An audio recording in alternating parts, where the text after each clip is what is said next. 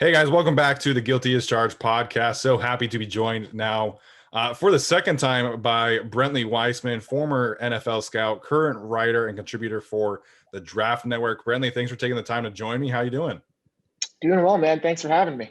Been a while. I'm happy to be Has back been a on the while. pod. Yeah. We were just talking before. The last time we talked, the Chargers I think had the fourth pick, maybe the fifth pick in the draft. Now they have the 13th pick, so definitely a lot has changed. Brentley just released his top 50 as well as his most recent mock draft. And so we're going to dive right into that. With the 13th overall pick, you had the Chargers taking Tevin Jenkins. A little unconventional for some people, but what was the thought process there in having the Chargers take Tevin Jenkins instead of, Elijah Vera Tucker or Christian Darrisaw, who have really been like the consensus picks for, the last little bit? Well, I guess kind of first and foremost, taking a step back, Kevin Jenkins to me as a player, I personally just feel he's a better player than Christian Darrisaw and Elijah Vera Tucker. And I understand that, look, he's a right tackle. He played right tackle at Oklahoma State.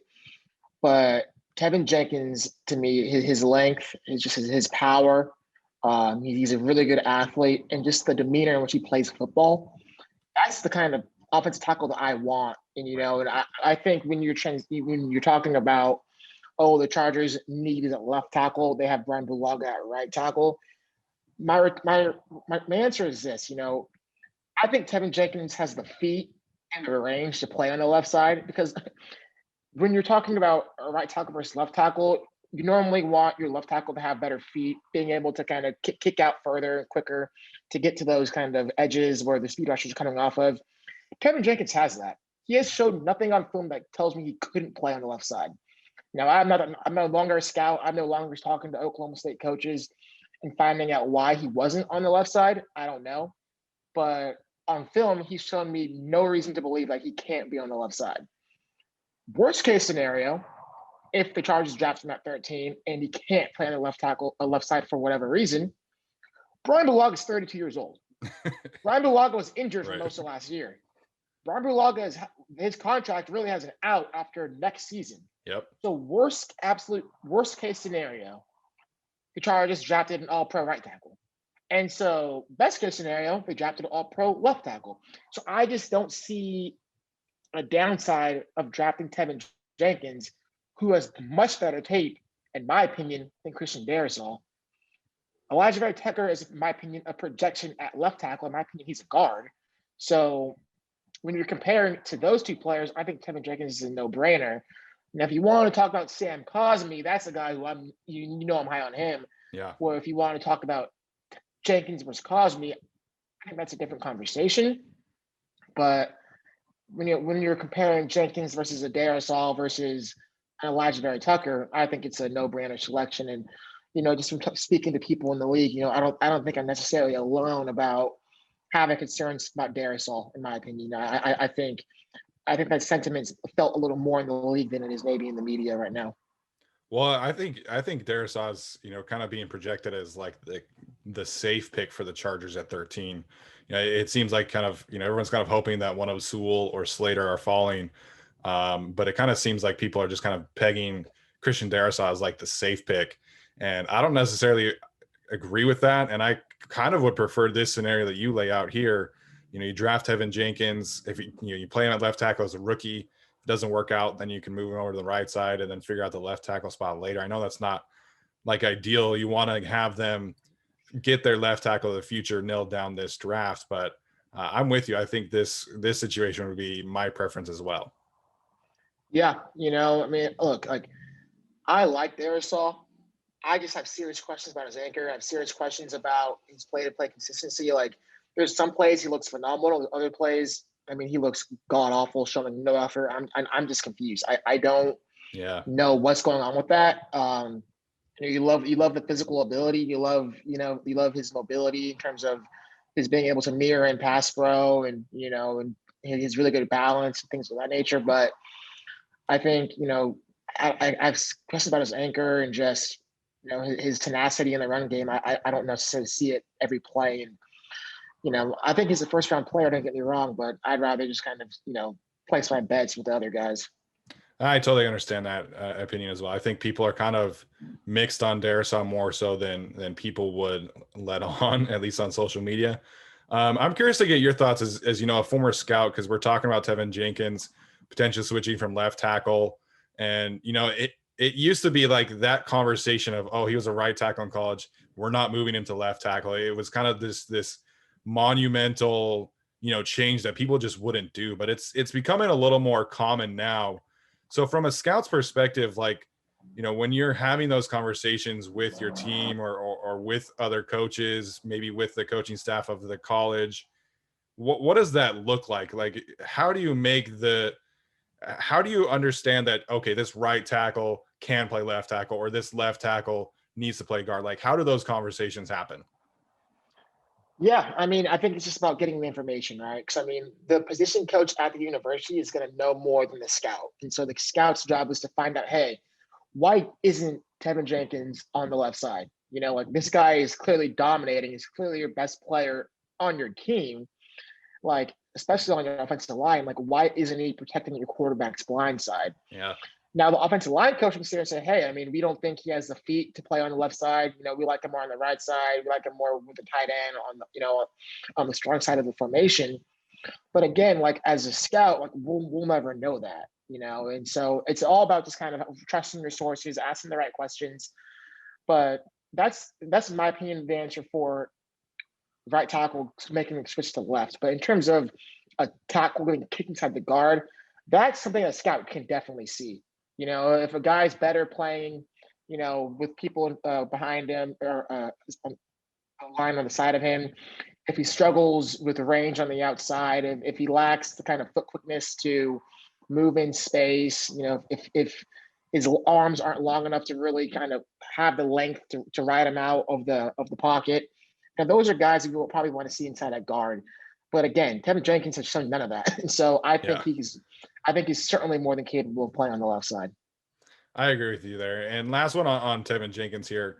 You know, I think you know, kind of the backup plan, if you will, for the Chargers at this point is maybe potentially taking a cornerback. Um, if JC Horn and Tevin Jenkins are on the board, would you still take Tevin Jenkins, and how close of a decision that would that be? Yeah, I mean, I would probably still take Tevin Jenkins. You know, look, like the Chargers right now, they have Chris Harris, they have Michael Davis, and yeah, I mean, I don't feel personally great about that. I would like to add another younger corner and get him in the mix, but I just feel like I like my chances at getting a pretty solid player at corner in round two, and I do getting a plug and play starter at tackle in round two. And so it's just a matter of, you know, it's just a matter of what position you value more and what you feel more comfortable get what in terms of what you can get in the later rounds. And you know, I think the Chargers have found that they could find corners later in the draft, and they certainly haven't found that they can find offensive tackles later in the draft. So I would lean to the blue chip offensive tackle prospect. Yeah, totally on the same page there. So let's talk about some of the defensive playmakers, because obviously the Chargers, you know, they're going to rebuild their defense both in the secondary, probably have to add a pass rusher. Um, you know, I'm curious to get your thoughts in general on this safety and cornerback class in terms of second and third rounders, and maybe some guys that you think would be on the board there and would be a good fit for the Chargers.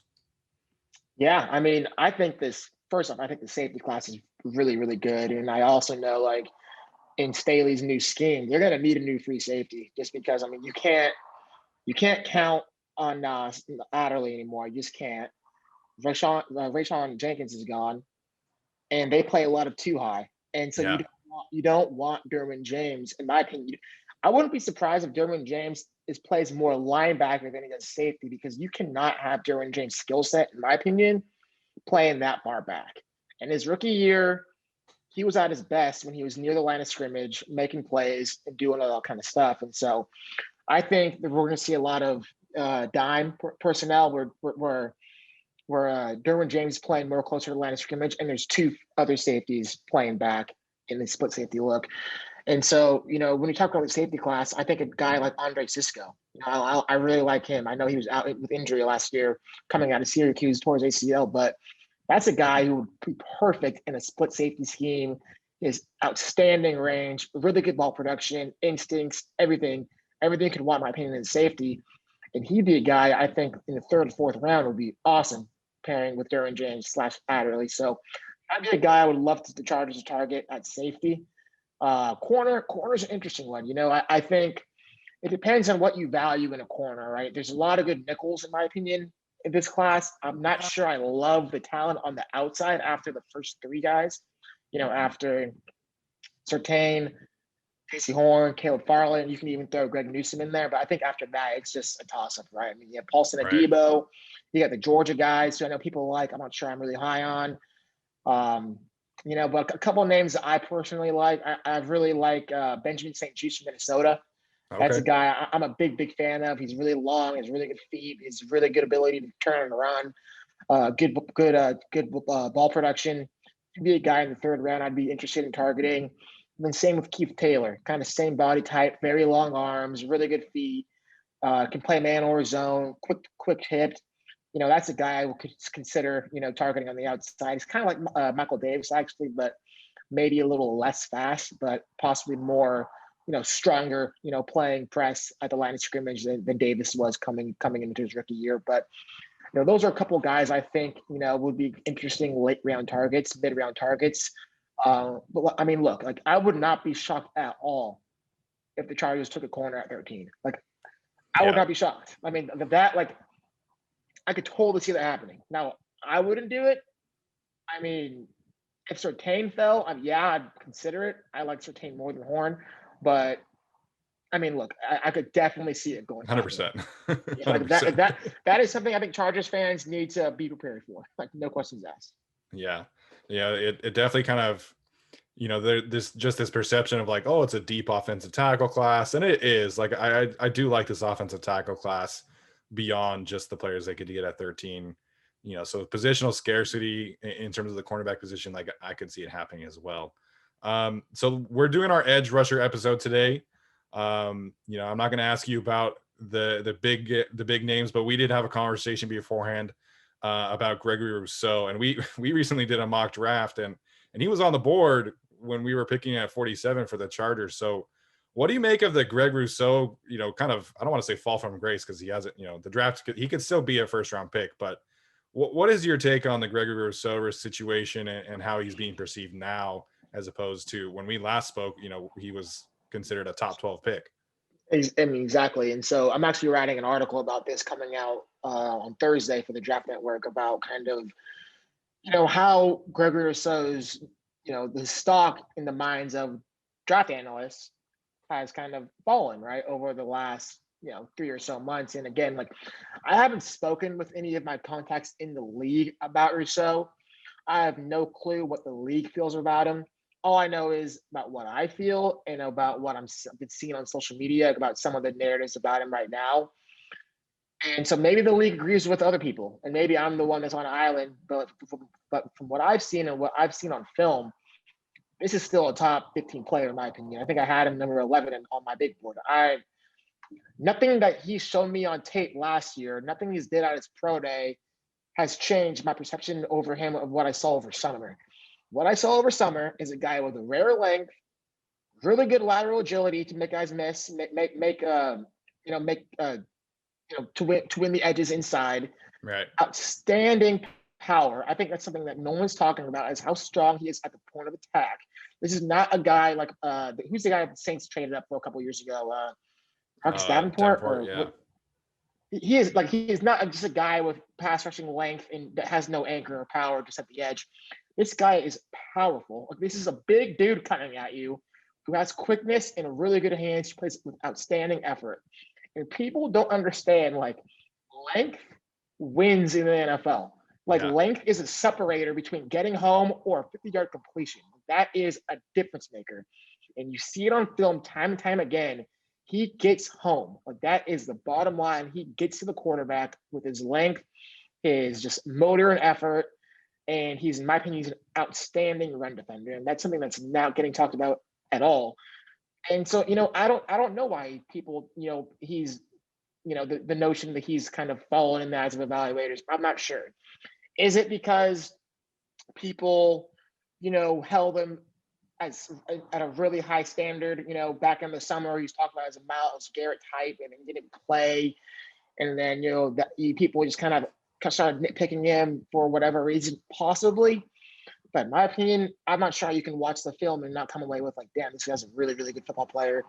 And I would argue his best football is ahead of him. He's only played Right. one full year, and he's his body can still get filled out. He might end up being a Calais Campbell. He might end up being a 3-tech and just being unstoppable inside, where he can win with his length and quickness. That wouldn't shock me at all. But he's a guy I'm betting on. And so we'll just kind of see how he is as a pro. But he's a guy I think is going to be a really, really good player. Yeah, it's just so interesting to me how the opt-out has affected different people, right? I mean, obviously Yep. Caleb Farley has the back injury and things like that, so that's kind of why he's falling. But Penei Sewell and Rashawn Slater, like they've kind of maintained their stock, and Gregory Rousseau, it's like, well, how big, like, because I feel confident enough to say, like, if he had played in 2020, we'd be talking about a top 10 pick. Like his kind of production and the way that he improved throughout the season, I feel like that's going to continue. And like you said, I mean, he played safety and receiver in high school. So I just don't understand it. And it's interesting to look at how Jalen Phillips' stock has like gone sky high. And it's almost like that has hurt Rousseau more than anything else. I think you made an outstanding point. I was actually thinking that in my head. I do think Jalen Phillips' performance last year at Miami has negatively hurt Rousseau in the minds of draft analysts on Twitter. Like I'm not sure what the league feels about Rousseau. Maybe they're low on him like everybody else. Maybe they're high on him like me. I do think there's a perception out there. Well, hell, was Rousseau really that good? I mean, we just saw Jalen Phillips have a great year too, and Jalen Phillips is a better athlete, so I'd rather go with Phillips. Maybe there's some of that going on, but I really don't get it. Like what changed last summer in the minds of draft analysts? What did Rousseau do to hurt his stock? What I'm saying? I don't think I have no idea. The tape's the tape, like I like this tape then, I like it now. It's just like I don't get it, so. Yeah, I know before free agency, we on our podcast, we were kind of talking about, we honestly wouldn't have been surprised if the Chargers would have taken Rousseau at 13. Obviously, they have to rebuild the secondary now. The offensive line still needs work. So that probably wouldn't happen. But I mean, you're sitting there looking at the Vikings who, obviously Mike Zimmer is a defensive coach, and he's talked several times about how his 2020 unit was the worst of his career. And so, I think they could target a defensive player. And if it were Rousseau, I honestly would not be surprised because, you look at that kind of track record that Minnesota has of developing edge rushers. I could see Mike Zimmer looking at Gregory Rousseau as kind of a blank slate and saying, like, I can mold this player into an all-pro pass rusher, like, no doubt. So it's going to be very interesting to see where he ends up. And it, like I said, it wouldn't surprise me if he were as early as 14. Yeah, I mean, totally. I mean, I think I had Rousseau back to the Vikings maybe like 2 mock drafts ago. I do think that's an excellent fit. And like you said, I mean, yeah, you could. I'm gonna be fascinated to see where he goes because I think it's gonna really kind of solidify, who was more correct on him, the league or Right. the media, And so that's one of the guys who, again, I'm really, really interested to see where he is drafted. Absolutely. So last one here, and then we'll let you go. Who are some sleeper pass rushers that you have your eye on, again, in kind of that back end of round 3, round 4 range that you think could be a fit for the Chargers? It's interesting. There's a couple guys I like. I do like Jordan Smith from UAB. That's a long, really explosive, pretty raw pass rusher. But again, his physical tools are awesome. And he has some juice off the edge. He's really, really productive. They kind of use him in different ways, and that's why I think for the Chargers, look, I'm not sure what kind of formation State is going to be rolling out there. Is it going to be a heavy 3-4 kind of front? Is he going to kind of keep some of the 4-3 principles? I'm not sure. But I do think adding, versatile players who can play in multiple fronts makes a ton of sense. Just to kind of give him the creativity and flexibility to run whatever defense he wants. So I think Jordan Smith would be an interesting guy. You obviously got Hamilcar Rashed from Oregon State. another explosive player who can do multiple things. He can kind of play in out of a 2-point stance, drop back into coverage. He'd be an interesting guy to keep an eye on. And then honestly, Patrick Johnson out of Tulane is kind of in the same mold as in the same mold as Jordan Smith, a guy who's done a lot, played multiple roles for the Tulane defense, has made all kinds of plays, really long, really explosive, but could be a stand up 3-4 outside backer, or it could be handling dirt 4-3 to weak side defensive end. So those are a couple of names I would keep an eye on in the end of round 3, maybe mid round 4 range. A guy who could be an interesting second round option is a guy I was kind of late to the party on, but I know is getting a lot of love, is Ronnie Perkins from Oklahoma. I was kind of low on him after doing some more film. I mean, the guy, he is really, really good first step quickness, outstanding ability to bend and finish, turn the corner.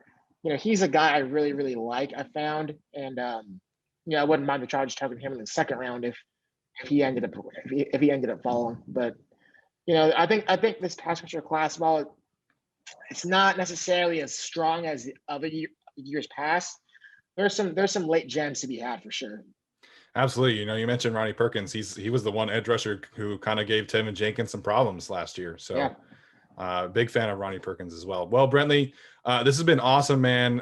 I know the draft is about 3 weeks away. So what kind of things are you working on that Chargers fans can keep an eye on? Yeah, I think we're going to be doing a whole bunch of live content the week of the draft. We'll be down in Atlanta filming, so that'll be really, really cool. So we'll see you the week of the draft. Keep your eyes on that. I still put out 4 pieces of content a week on the Draft Network. Like I said, I have a piece about Rousseau coming out tomorrow, Thursday. I think that'll be my last post for the week. But I'd say just kind of keep your eyes on the Draft Network's social handles, and just stay locked in. Absolutely, man. So definitely give Brentley a follow, guys, on Twitter. Keep an eye out for his articles on the Draft Network. Honestly, it's so fortunate for all of us to be able to have a former scout who has worked in these kind of situations be able to give his analysis on Twitter and the Draft Network and things like that. So definitely give him a follow. Brentley, thanks again for taking the time out. And we hope you have a great 3 weeks ahead of the draft. And that sounds like an awesome time down in Atlanta as well. No, I appreciate it. Can't believe we're so close, but man, it's going to be exciting. Oh yeah, man. Can't wait.